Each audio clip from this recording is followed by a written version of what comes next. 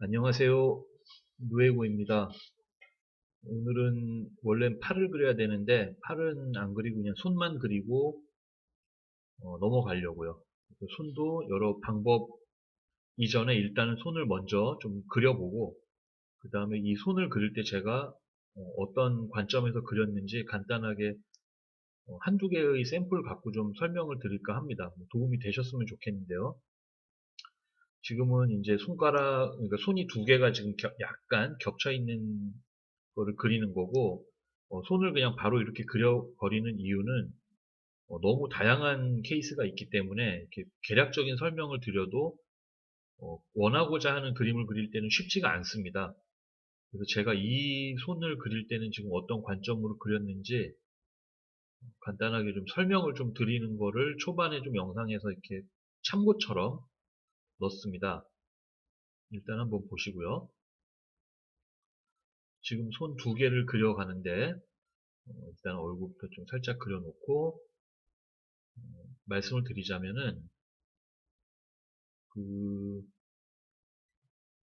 손가락이 좀 많이 보이죠, 손등보다. 근데 좀 위에 있는 손 같은 경우는 손바닥의 앞면입니다. 손가락과 연결되어 있는 그 폭이 얇지가 않습니다.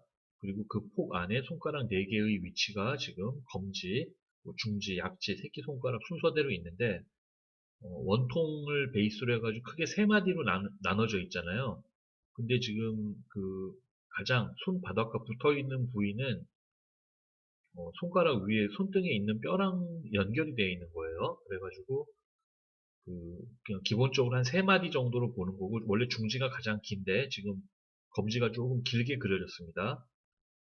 나중에 명암 처리를 해가지고 검지는 좀 더 짧게 그려도 될 것 같긴 한데 일단은 정선은 제가 일단은 지금 보여지는 먼저 그렸던 형태의 손의 위치는 손바닥의 앞면이 많이 보인다는 거죠. 그리고 엄지손가락의 위치도 엄지손가락의 앞끝이 많이 보이는 상태입니다. 그래서 지금 붉은색 볼펜으로는 그 손바닥, 손이라고, 만약에 손등이라고 친다면은 저는 그 두께, 앞면과 손가락 연결되는 두께의 부분에 조금 더 집중을 하셔야 됩니다. 그리고 손가락하고 손바닥하고 연결되는 얇은 그 살의 연결들이 있거든요. 피부의 연결. 그것도 손을 그릴 때는 좀 매우 중요합니다. 그 부분 표현이.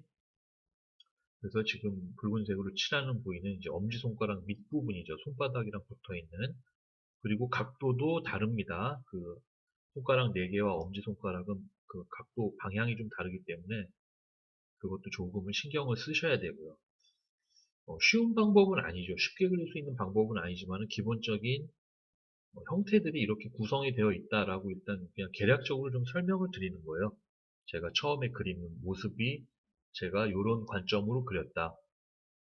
그리고 그 밑에 이제 있는 손도 그 붙어 있잖아요. 좀 비슷한 형태, 비슷한 위치로 일단은 스케치를 하고 있습니다. 그래가지고 손가락도 기본적으로는 세 개의 지금 등분으로 나눠져 있잖아요. 그래서 그 부분이고 검지가 안 보입니다. 이 손 같은 경우는 위치상 그리고 손날이 좀 많이 보이고요. 손날 대비 이제 손등도 조금 보이지만은 손날 부분의 두께도 중요하고 나중에 이제 뭐 빛이 들어오거나 뭐 여러 가지 명암이 들어갈 경우에는 구분을 조금은 해줘야 될 상황도 생깁니다. 그림 그릴 때. 하지만은 손은 너무 방향이 복잡하고요. 손가락도 다 독립된 방향들이 많아가지고 이렇게 케이스별로 설명하는 게 맞다고 생각을 했어요. 그래가지고 이 위치상 그 위치에 맞을 때 이 제가 손을 그릴 때는 이제 손의 뭐 어떤 비율도 좀 체크를 해보고 손가락 대비 손바닥 면적 이것도 사람마다 다 다릅니다. 다 다르긴 하지만 그래도 보편적으로 한 이 정도 비율에서 이제 손마디의 굵기나 뭐 여러 가지 윤곽선들의 위치에 따라서 여자 손이냐 남자 손이냐 보통 이제 크기와 굵기를 좀 구별을 하는 경우가 있는데 그것도 다 달라요.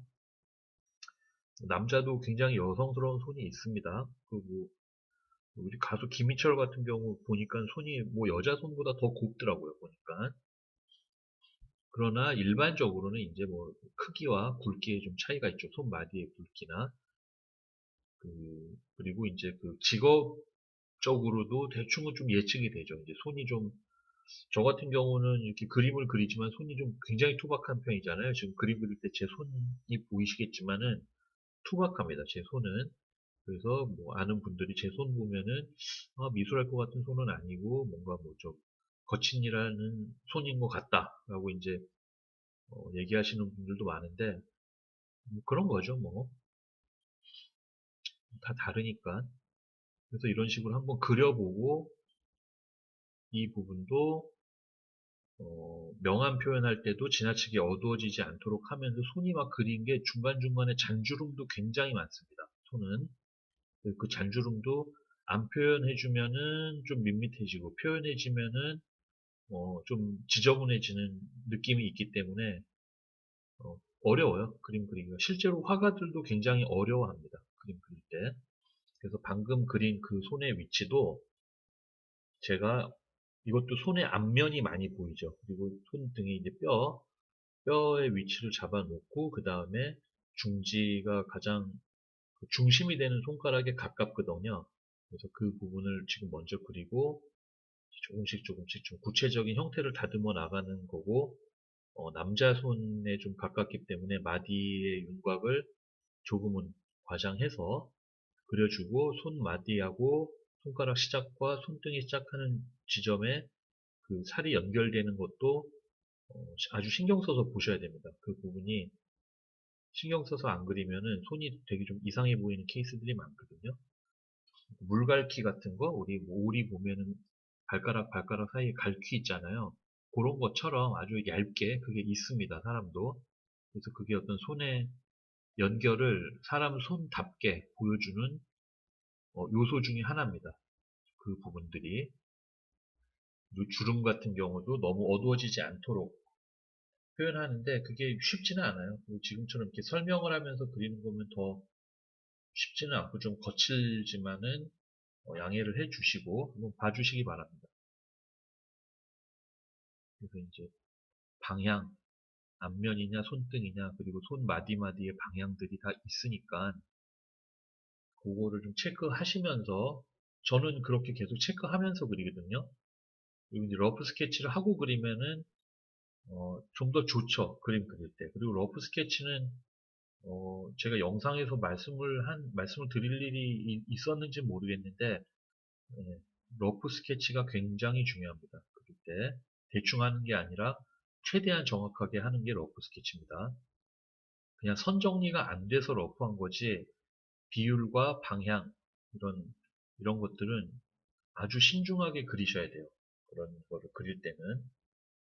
그래서 지금도 밑에 있는 손의 위치가 이렇게 손바닥 먼저 그리고 그 다음에 손가락 위치 잡아놓고 나서 손가락부터 그려 나가고 계속 이렇게 반복이 되기 때문에 이렇게 설명드리는 그림은 아마 이게 이제 마지막일 거고 이후에 나오는 손 그림들은 제가 그리는 방식을 한번 보시는 것도 도움이 될 겁니다. 그리고 지금 살짝의 윤곽선도 엄지손가락과 손등에 연결되는 약간의 두툼한 근육이 있거든요. 그 부분도 꼭 표현을 해주셔야 됩니다. 손을 그릴 때는.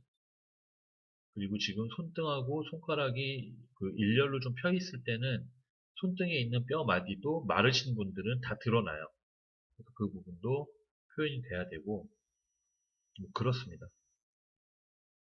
그래서 이어서 이렇게 그리는 거고 이후에는 지금 같은 설명은 없고 이제 계속 같은 방식으로 그림을 그립니다. 그래서 뭐 사람 얼굴을 이렇게 감싸고 있는 이미지가 있는데 사진과 또 좀 똑같지도 않아요. 그리면서. 그리고 이제 나중에 다 그리면은 뭐 어떤 느낌일지 모르겠는데 이렇게 뭐 손 자체가 아주 드러나는 그림은 아니에요. 하지만은 얼굴 그냥 손만 그리면은 뭔가 좀 재미가 없을 것 같아가지고 이런 장면이 있는 사진을 갖고 조금 각색을 했습니다. 손가락만 많이 보이는 측면일 때는 손가락에 최대한 집중을 해서 그리고 손 전체가 보이는 경우는 진짜 또 전체적인 비율 체크해가면서 그려야 되고 그런데 의외로 우리가 이제 사람 손을 그릴 때는 사람 손이 이렇게 정직하게 쫙 펼쳐 있는 그림은 설명할 때는 유리하나 실제로는 그런 손을 많이 그릴 일이 없습니다. 그래서 아까 말씀드린 대로 손가락도 많고 비율도 잘 체크해야 되고 묘사할 것도 많고 그래가지고 옛날 화가들 뭐 귀족들 그려주고 뭐 우리 뭐 17세기, 18세기 그때 뭐 그림들 보면은 그 이후 그림들 보면은 그 보통 귀족들 그림도 이제 커미션을 받고 그렸을 거 아니에요. 화가들이 유명한 화가들이 그때 이제 돈을 더 내면은 손을 다 그려주고 돈을 좀 돈이 부족하다 싶으면은 손 한쪽은 뱃속에다가 이렇게 옷 안쪽으로 넣어가지고 손을 가리는 형태로 초상화를 그렸습니다. 사실이고요. 이거는 기록에도 남아 있는 거고 영화나 이런 데서도 보면은 이런 거에 대한 언급을 굳이 영화랑 상관이 없는데 그 화가의 어떤 성향을 설명하려고 이런 상황 같은 게 나오는 영화가 있습니다. 그 프란시스 고야 스페인 화가 영화인데 거기서도 그 고야가 이제 왕족은 아니겠죠. 왕족은 이제 더 잘 그려줘야 되겠지만은 성직자 초상화를 그리는데 그 흥정을 합니다. 성직자가 돈이 이 정도인데 내 손은 뭐 양손을 다 그릴 수 있냐 그랬더니 한 손만 가능하다. 그래서 약간 흥정을 하는데 결국은 뭐 한 손만 그리는 걸로 나오는 걸로 기억을 합니다. 그 영화 자체가 이렇게 고야에 대한 영화이기도 하지만은 조금 판타지가 들어간 영화긴 한데 제 미술적인 지식의 상당 부분은 대부분 영화 쪽에서도 많이 찾아봤기 때문에 뭐 지식이 많지 않습니다, 저는. 하여튼 그런 거고 뭐 그런 손 그리는 거는 화가들도 많이 애를 먹었던 부분이다라고 생각을 저만 한 건 아닌 것 같아요. 그렇지만 또 이제 이후에 19세기 신고전주의 화가들 보면은 그때는 이제 판타지, 뭐 신화, 뭐 종교 문제가 조금은 덜 나오지만은 오히려 그리스 신화나 뭐 고대 그런 전통적인 신화들의 주제였고 그거를 또 주문을 했던 클라이언트들이 뭐 왕족도 있겠지만 뭐 귀족들도 있었겠죠. 그런 걸로 치면 그때는 또 이렇게 뭐 손을 가리거나 그러진 않고 제가 말씀드린 손을 가리거나 한쪽을 안 그린 거는 의뢰한 초상화죠. 제가 예를 들어 귀족인데 유명 화가한테 그 초상화를 의뢰를 했을 때 이제 손을 그릴 거냐 말 거냐 그걸 결정 내릴 때 그 손 하나하나에도 그 가치가 매겨졌다라는 거 그냥 참고 그런 일이 있었답니다.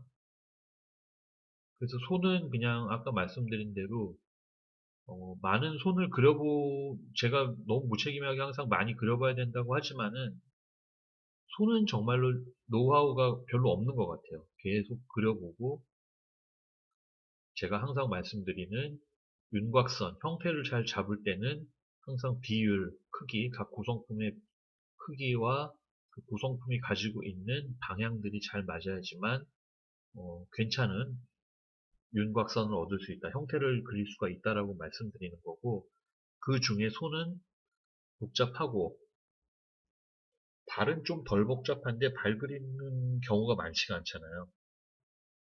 그래서 손은 어차피 드러나는 경우이기 때문에 발은 안 그리지만은 손은 이렇게 한번 그려보는 걸로 연습을 해보면은 좋습니다. 이렇게 뭐 사람 얼굴을 감싸고 있는 건데 여러분들도 이렇게 지금 제가 그리는 거 가만히 보시면은 얼핏 첫 번째 그림 같은 경우는 손에 비해서 여성의 얼굴이 좀 큽니다. 그래서 이렇게 비율도 틀리고 형태도 좀 다르지만은 어, 제가 좀 더 집중해서 그리도록 하겠습니다. 저도 이렇게 신경 쓰면서 그리는데도 이렇게 비율이 막 틀릴 때도 있고 그래요. 두 번째는 크게 차이는 안 나지만은, 지금 같은 경우 세 번째 그림 같은 경우는 첫 번째가 손이 작아졌다라는 그걸 딱 파악을 하고 그리니까는 오히려 또 손이 커져 버리는 이런 케이스가 있어서, 저도 뭐 그림 그릴 때 뭐 난리도 아닙니다. 뭐 형태 틀리는 거는 다반사고요. 여러분들도 혹시 그려보시면은 저처럼 실수하지 마시라고 저도 형태 많이 틀리고 방향도 많이 달리 그리고 합니다. 하지만 또 이렇게 닮게 그리려고 노력은 한다라는 거 말씀드리고 싶고, 빈 공간이 있으니까 지금 또 이렇게 조금은 좀 상상을 좀 발휘해서 좀 계속 손만 그렸으니까는 한 번 더 그려보는 거죠. 좀 빈 공간이 있으니까. 그리고 이제 표현할 때 좀 지나치게 어두워지지 않도록 그리려고 노력을 많이 합니다. 저 같은 경우 볼펜으로 그리기 때문에 잘못 지나친 명암 표현을 하면은 까매지는 경우가 많고 지울 수도 없기 때문에 조금은 밝게 그리려는 성향이 있는데, 또 제가 선을 좀 거칠게 쓰는 타입이라 그 뭐 제 개성인 것 같아요. 저는 제 그 선 쓰는 스타일이 아주 마음에 들진 않는데 습관이 일이 들어가지고 그리는 겁니다만은, 밝은 부분은 최대한 좀 밝게 그리려고 노력을 하고 있습니다. 저도. 그림은 또 좀 달라서, 사진이랑 달라서 밝은 부분은 조금 밝게 그리는 게 좋고, 어두운 부분은 뭐 역광 있고 뭐 반사광 있고 하지만은, 어두운 부분은 그릴 때 생각하는 것보다, 눈에 보이는 것보다 조금 어둡게 그렸을 때 그림이 조금 명확해지는 케이스가 많습니다. 그래서 밝은 부분 묘사할 때는 생각보다 좀 밝게 그리시고, 어두운 부분 그리실 때는 생각보다 조금 어둡게 그리면은 좀 더 명확한 이미지를 얻을 수가 있습니다. 제 경험상. 아닐 수도 있지만은. 그래서 지금 같은 경우도 이제 이건 좀 상상으로 그리는 거라서 뭐 사람 비율이고 뭐가 안 맞네요. 눈이 너무 크고. 하지만 어쨌든 이제 그림을 위한 그림이 돼버렸습니다. 이 전체 구성에 맞추려고 일부러 그린 거고, 이제 전체적으로 이거를 이렇게 카메라 워킹으로 잡아야 되는데 제가 그냥 바닥에다가 그림을 움직이는 거예요. 양해해 주십시오. 제가 이렇게 편집 프로그램을 잘 다루는 게 아니라서. 그래서 전체적으로 이렇게 손을 많이 그려보는 영상이었습니다. 생긴 얼굴 생김새들이 이렇게 즐거운 기분을 못 드려서 좀 죄송하고요. 뭔가 무서울 수도 있겠습니다만은, 그냥 단순히 그림이고 손을 많이 그려본 그림이다라고 너그럽게 봐주시면은 정말 고맙겠습니다. 그리고 구독과 좋아요 부탁드리고요. 이런 영상들이 그림 그리는데 관심 있으신 분들한테 도움이 됐으면은 정말 좋겠습니다. 네, 다음에 더 좋은 콘텐츠로 또 찾아뵙겠습니다. 감사드립니다.